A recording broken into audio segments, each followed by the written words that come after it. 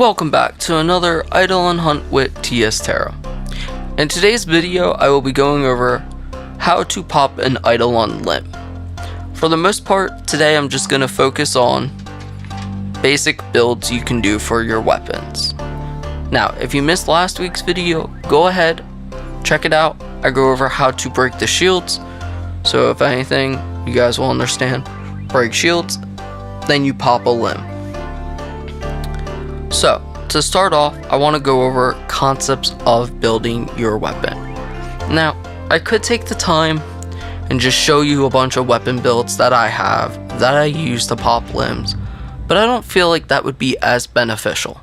I want to go over what it takes to break an Eidolon limb, because you can just copy and paste my builds and do it yourself, but that doesn't really teach you anything. And since I want this to be a teaching episode, or whole series actually, of teaching Eidolon hunts, why don't I just teach the concepts to building your weapon? So, for starters, you want to use a precise weapon. A weapon that has a precision shot. Sniper rifles work, epitaph works, some bows can work. You're going to want to stick around those concepts, even some pistols. So, the next thing to note is, well, what do I have to put on my weapon? What mods do I need? Do you know what hurts the Eidolon? If you don't, well, here we go. So the first thing to know is, do I build crit or status? You want to build crit. The Eidolon does not care about status. Status percent does not matter to the Eidolon. For whatever reason, it just doesn't. So, build crit. Now, if you don't know how to build crit, there's quite a few crit mods you can use. What I suggest is understand how crit in Warframe works. You need to understand the crit concepts and the crit tiers. Know that there's a yellow, orange, and red crit. Slight lesson I'll dive into is 100% guaranteed yellow, 200 guaranteed orange, 300% guaranteed reds. There are things to increase your tiers as well, certain mods, set mods in particular, that can make your yellows turn into oranges. A cavat can help you hit orange and red crits. So it's important to make sure you break a crit tier with whatever you're doing. For the most part, you don't want to add a mod that's only going to give you an extra 10 or 20% crit chance, because that 10 or 20 doesn't really do anything unless it's breaking that crit tier. So if it's a difference of a 90 and 110, then that's a good difference. If it's a difference of 115 and 130, it's not worth it, because no matter what, you're still guaranteed to hit yellow crits. And sure, 150, you can argue, oh, it's 50% chance to hit an orange. Honestly, it's not worth. Especially if you're adding a negative mod that takes away something, it's not worth. Or if you're adding a secondary mod, now you're taking up 2 slots, that's really not worth, because your slots are very important.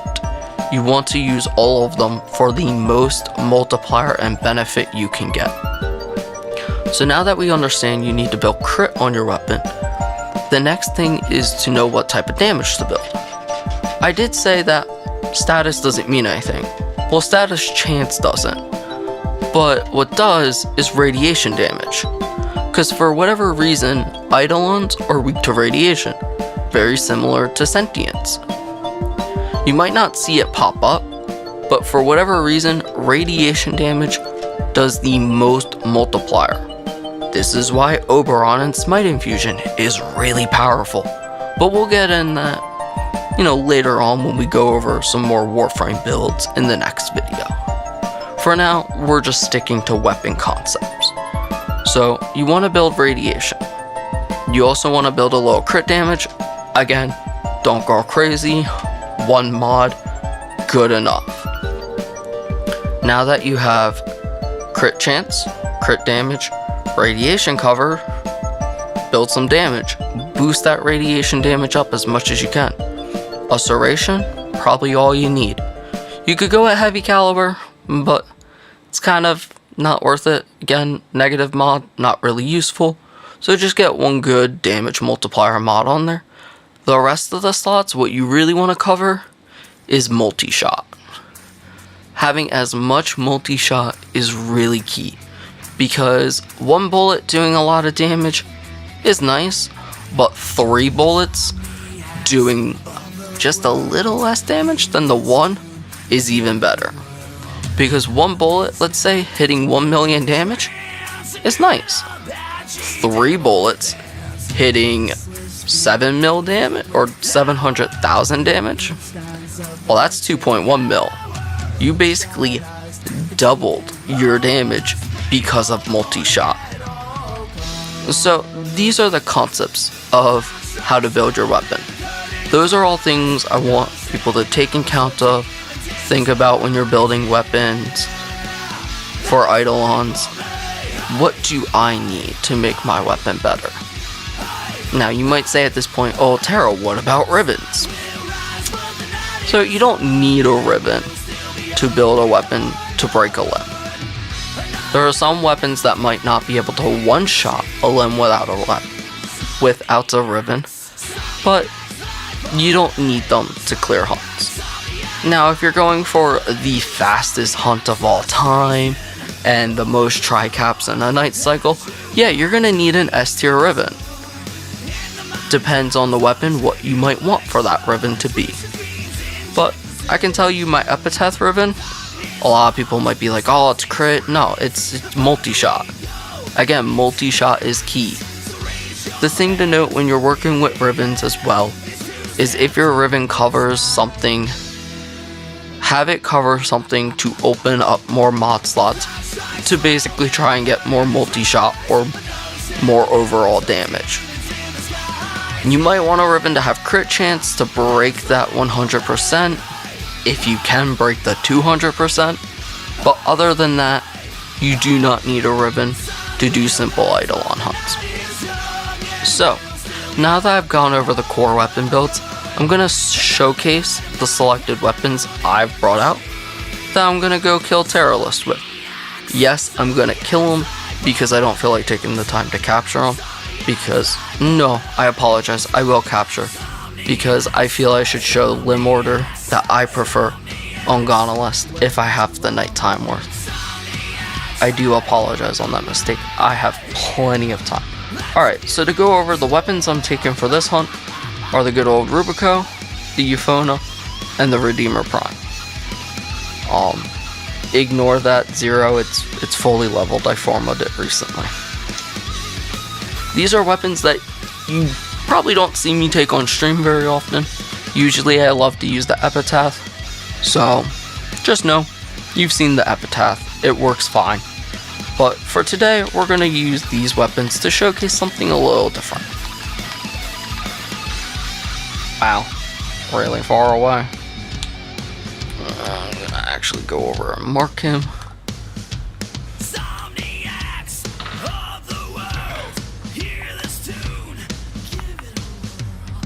Now, one thing I didn't cover earlier is weapon choicing fully. A lot of people will take the Rubico or Lanka because this crit damage multiplier for the Rubico and the Lanka has a high crit chance multiplier. Those are really nice on zoom multipliers, something other weapons don't have, and that's what made these two snipers really stand out in the beginning of Eidolon hunting. Yeah.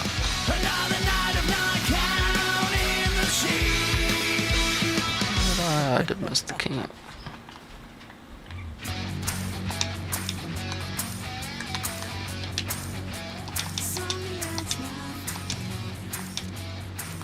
Alright, we got our 2 lures.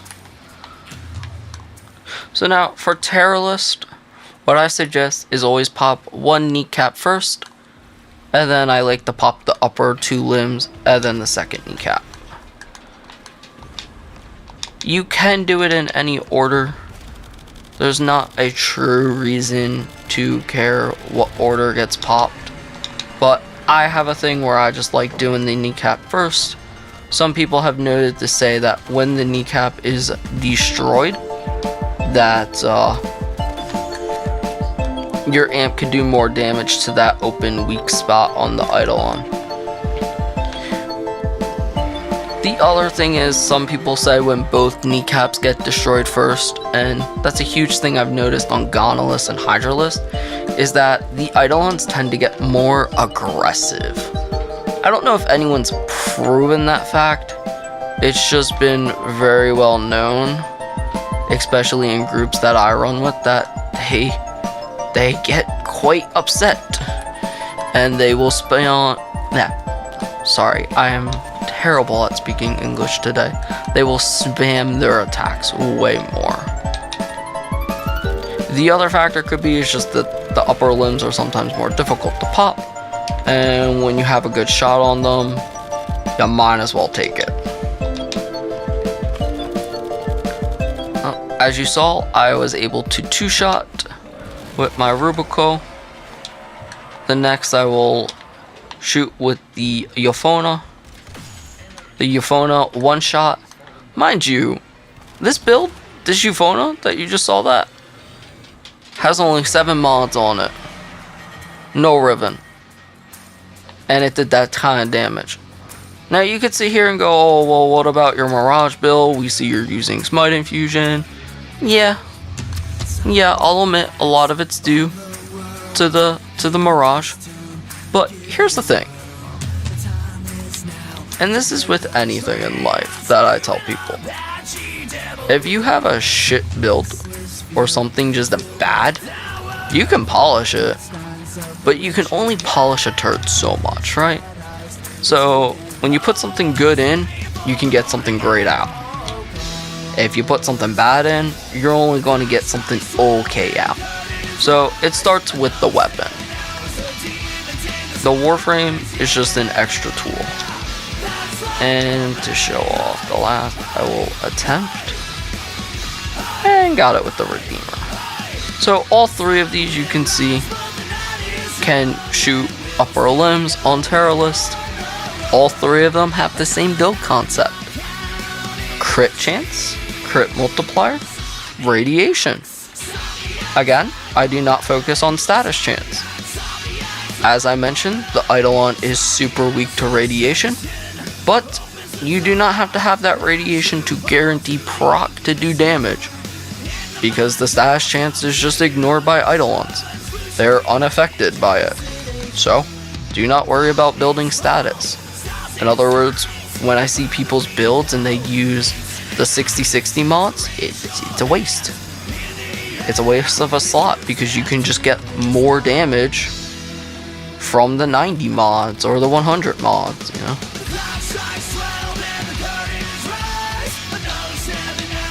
I wonder, can I still do it? Oh, so sad. Poo shot without Mirage buff.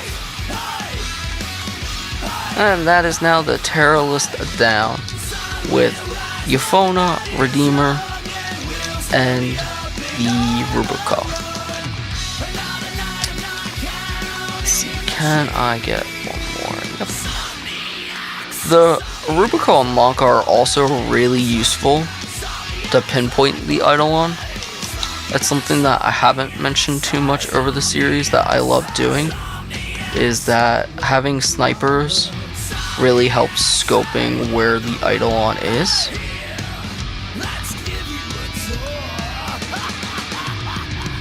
And if you ever can't find them, or they spawn really far away, that's something to consider. Even if you don't enjoy using them to pop limbs, they can be tremendous help on finding our friend.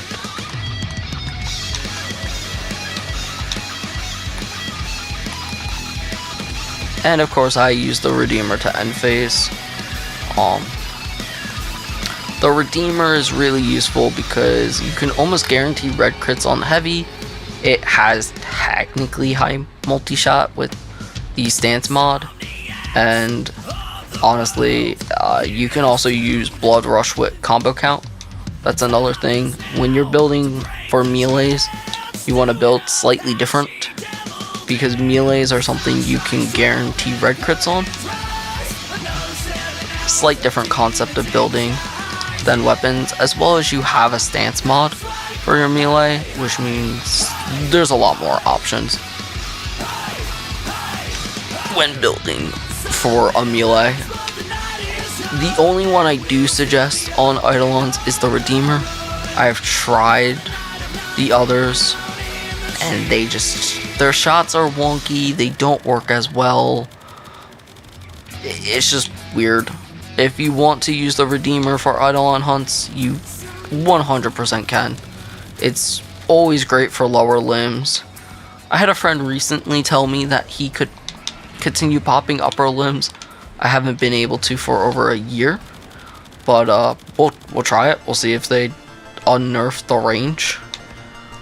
It's still always great for end phase. You could build up your combo multiplier so easily by the Eidolon's down and just Blood Rush combination with Gladiator mods, bring a Sentinel, put the Gladiator mods on, and just soar your red crits.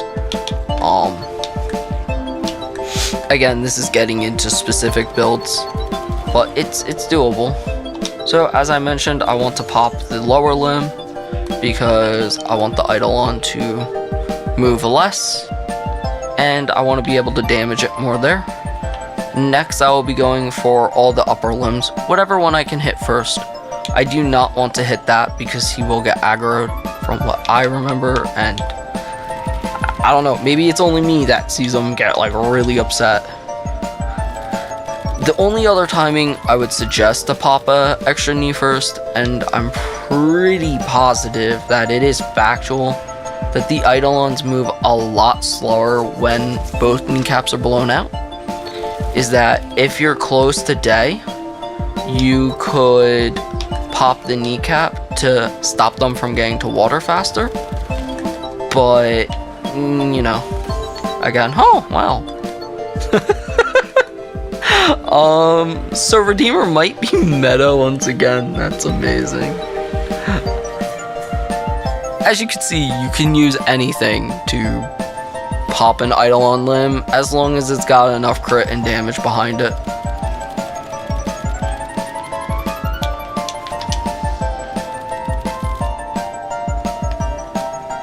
And I will be killing Gonolist, and I will not be doing Hydralist with this setup, just because keep the video a bit shorter and educational of what to use.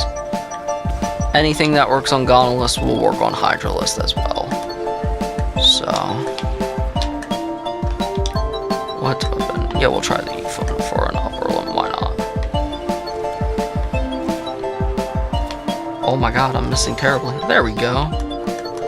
Missing's important. Don't do it. Not important. I deeply apologize for all the terrible English.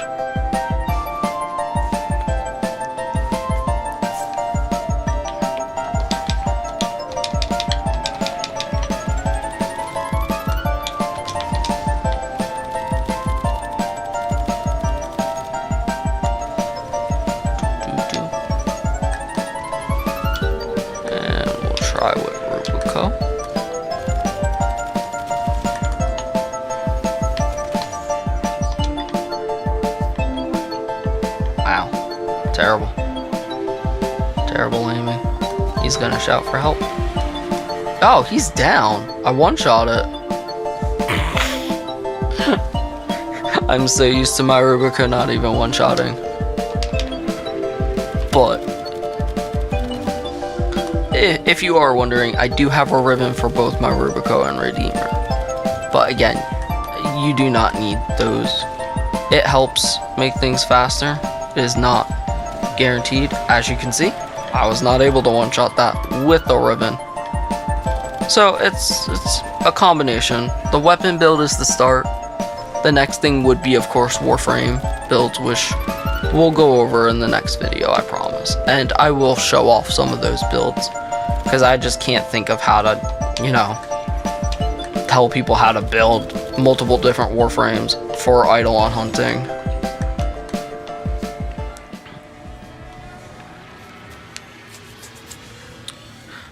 And now we have one last limb. So now that I popped all the upper ones, of course I'm going to finish off with the lower one. He broke my lore. How rude of him. Absolutely rude.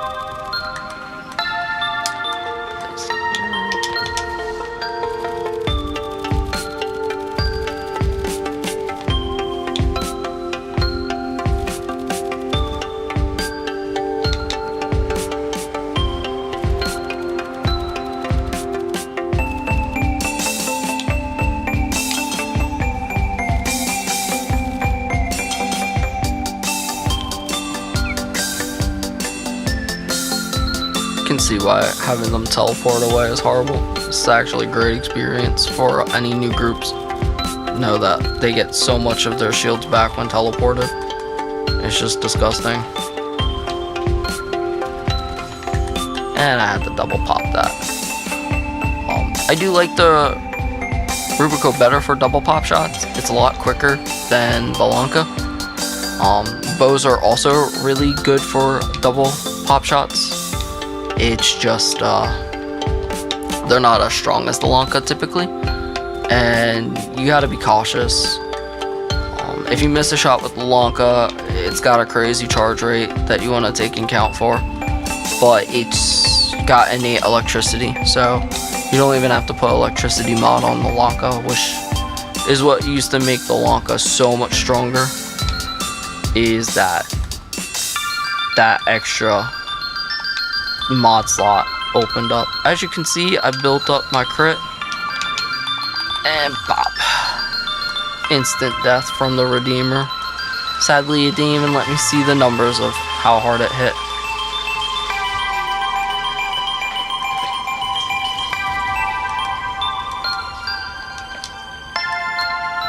And that's how we finish out. Gonalist killed. I could have had time to go get more lures. I just chose not to. I do not need the arcanes. This again is for more educational purpose of how to build your weapons and to show ideas of how to pop limbs and end phase. Get creative as well. Consider your arcanes. Consider your aura slots. You can see I run Pistol Lamp, which helped my Euphona by a lot. I also run Pistol Lamp for the Epitaph tremendously. You can run Rifle Lamp for snipers, or Deadeye for snipers, my bad. Deadeye works for snipers and bows, and then you can also consider running the melee one to have your melees do more damage. I know that falls under more category of Warframe builds, but it helps your weapon. Consider arcanes as you unlock those and get more. There are arcanes that I use to help my Epitaph do even more damage, which is why on my streams you'll see significantly crazy high numbers on that weapon. You can do it for snipers. There are plenty of people who run builds for those. So get creative, but understand these core concepts is more important, and then you can get creative. Because once you got a good baseline, you'll just know how to soar your damage even higher. So that's the end of the video for now. I hope you enjoyed. Please go ahead and like and subscribe if you are unsubscribed. And see you in the next video.